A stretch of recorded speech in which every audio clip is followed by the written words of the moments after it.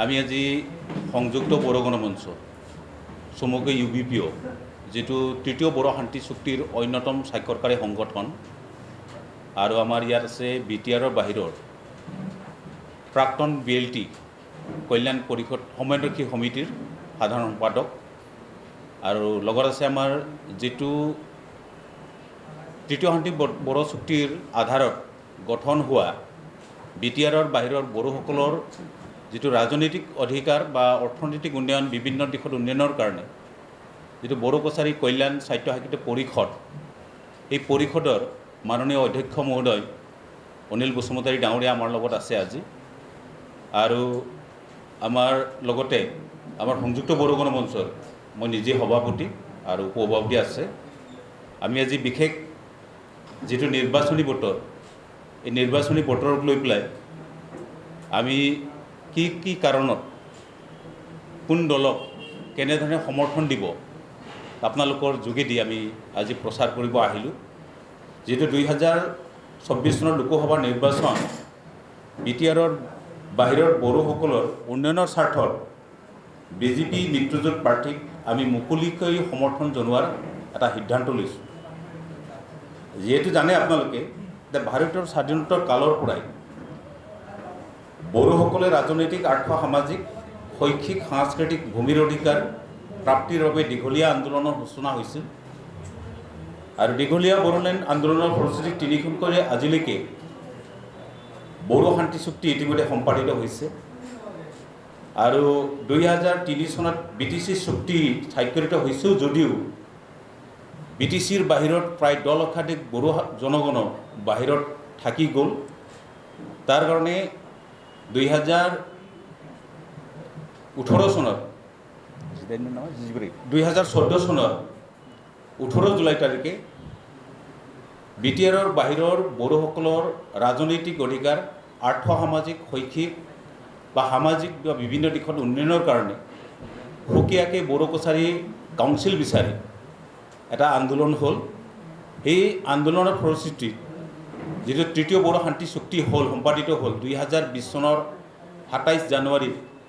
সেই চুক্তি মৰ্মে BTR হ'ল BTC নামগুচাই আৰু BTRৰ বাহিৰৰ প্ৰায় 22খন জিলাত বসবাস কৰা 10 লক্ষাধিক বড়ো জনগণৰ কাৰণে বড়ো কছাৰী কল্যাণ সাহিত্য সাহিত্য পৰিষদ গঠন কৰি দিয়া হ'ল আৰু এই সমস্যাসমূহ লৈ পেলাই আমি মাননীয় অসমৰ মুখ্যমন্ত্ৰী ডক্টৰ হিমন্ত বিশ্ব শৰ্মা ডাঙৰীয়া আৰু লগতে জনজাতি পৰিক্ৰমা মন্ত্ৰী আমাৰ ডক্টৰ ৰণোজ পেগুৰ ডাঙৰীয়াৰ লগত বহুলানি আমি আলোচনাত মিলিত হ'লোঁ আলোচনাত মিলিত হোৱাৰ পিছত আমাক এটা আশ্বাস দিলে আৰু প্ৰতিশ্ৰুতি দিলে যে বড়ো কছাৰী কল্যাণ সাহিত্য সাহিত্য পৰিষদৰ গাঁওসমূহ অতি শীঘ্ৰে চিনাক্তকৰণ কৰি পেলাই ইয়াৰ সমষ্টিসমূহ নিৰ্ধাৰণ কৰা হ'ব আৰু ইয়াক 2024 চনৰ ভিতৰতে নিৰ্বাচন অনুষ্ঠিত কৰি দিয়াৰ কাৰণে অসম চৰকাৰে আমাক প্ৰতিশ্ৰুতি দিছে আৰু ইয়াৰ লগতে যেটো বড়ো কছাৰী কল্যাণ সাহিত্য সাহিত্য পৰিষদৰ আজি যেটো অন্তৰ্বৰ্তী যেটো পাৰিষদ আছে তাৰ পুঁজি সামান্য হোৱাৰ কাৰণে ইয়াৰ পুঁজি বৃদ্ধিৰ কাৰণে আমি মাননীয় মুখ্যমন্ত্ৰী মহোদয় আৰু জনজাতি পৰিক্ৰমা মন্ত্ৰীক আহ্বান জনাইছোঁ তেওঁলোকে গাঁও চিনাক্তকৰণ আৰু সমষ্টি নিৰ্ধাৰণ হোৱাৰ পিছত অন্যান্য যেটো অসম চৰকাৰৰ অধীনত কাউন্সিলসমূহ আছে সেই কাউন্সিলৰ সমপৰ্যায়ে আমাৰ বড়ো কছাৰী কল্যাণ সাহিত্য সাহিত্য পৰিষদৰ যেটো পুঁজি সেইটো বঢ়াই দিয়াৰ আমাক প্ৰস্তুতি দিছে ইয়াৰ বাদেও শিক্ষাৰ ক্ষেত্ৰত যেটো 6.3 আছে তাত স্পষ্ট উল্লেখ আছে তৃতীয় বড়ো শান্তি চুক্তিত যে BTRৰ সকলোবোৰ বিদ্যালয়সমূহ চৰকাৰীকৰণ কৰিব লাগে আৰু BTRৰ বাহিৰত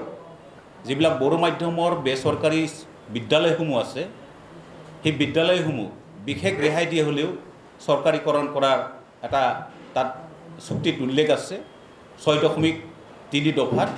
সেই দফা মৰ্মে বড়ো মাধ্যমৰ যেটো সমস্যা শিক্ষাৰ সমস্যা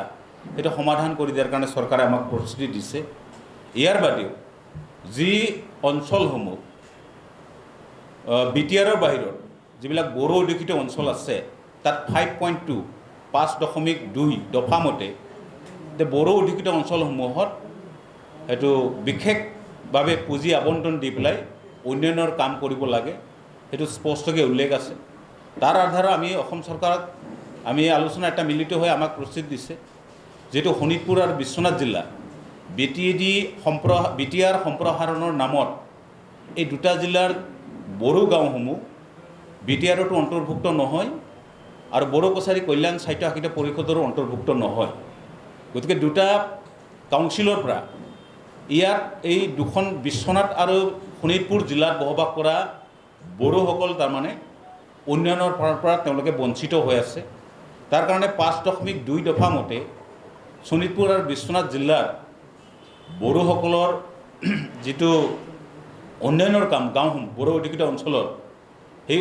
অঞ্চলসমূহত উন্নয়নৰ কাম কৰিবৰ কাৰণে আমি চৰকাৰক আহ্বান জনাইছোঁ আৰু এইমতে আমাক প্ৰস্তুতি দিছে মাননীয় মুখ্যমন্ত্ৰী মহোদয়ে। আৰু বিভিন্ন দিশত আমাৰ আলোচনা হৈছে। এই বিভিন্ন কাৰণত আমি আজি মুকলিকৈ ভাৰতীয় জনতা দলৰ প্ৰাৰ্থীক আৰু তাৰ সমৰ্থিত প্ৰাৰ্থীক আমি যৌথভাৱে আমি তেওঁলোকক সহায় কৰিম। আৰু ইতিমধ্যে আপোনালোকক আমি অৱগত কৰিছোঁ যে অসমৰ বাহিৰত প্ৰায় 22খন জিলাত বড়ো লোক আছে আৰু আমাৰ প্ৰতিটো জিলাত আমাৰ সংযুক্ত বড়ো গণমঞ্চৰ জিলা সমিতি আছে। ইতিমধ্যে আমি জিলা সমিতিৰ সভাপতি সাধাৰণ সম্পাদক লগতে আমাৰ সংযুক্ত বড়ো গণমঞ্চ চমুকৈ UBPৰ যিমান নেকি নেতৃবৃন্দ আছে তেওঁলোকক আমি BJP আৰু ইয়াৰ মিত্ৰজোঁট দলসমূহক মুকলিভাৱে সমৰ্থন জনাবৰ কাৰণে আমি নিৰ্দেশ দিছোঁ। দেখিছোঁ যোৱা কেইমাহমান আগত আমাৰ একালৰ সতীৰ্থ তেওঁ আমাৰ পৰা ফালৰি কাটি গৈ কাউন্সিলৰ যি মান মৰ্যাদা লাঘৱ কৰাৰ দৃষ্টিভংগীৰে কিছুমান কথা কৈ আছোঁ। আপোনালোকে নিশ্চয় গম পাইছে। যোৱা ND24 নিউজ চেনেলত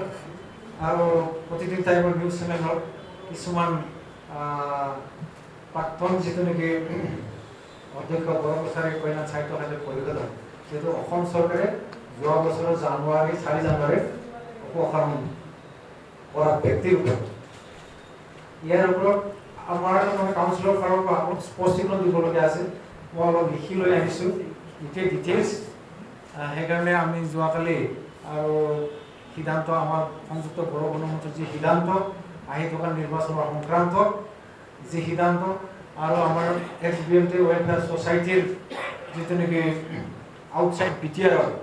XBLT কোঅৰ্ডিনেশ্যন কমিটিৰ আউটছাইড BTR ইয়াৰ আমি একেলগে যিহেতু কাম কৰোঁ। বিশেষকৈ আমাৰ UBPO আমাৰ ৰাস্তা দেখুৱাই দিয়ে তেখেতসকলৰ দিহা পৰামৰ্শ মতে আমি কাউন্সিলটো যিহেতুকে চলাই আছোঁ। XBLT কোঅৰ্ডিনেশ্যন কমিটিৰ যি বিষয় বিভাগ তেখেতসকলে 552জন মানে এতিয়াও আছে, 552জনকৈ বেছি আছে BTR বাহিৰত। এতিয়া হ'ল XBLT কোঅৰ্ডিনেশ্যন কমিটিৰ তথ্য। একেলগে আমি আজি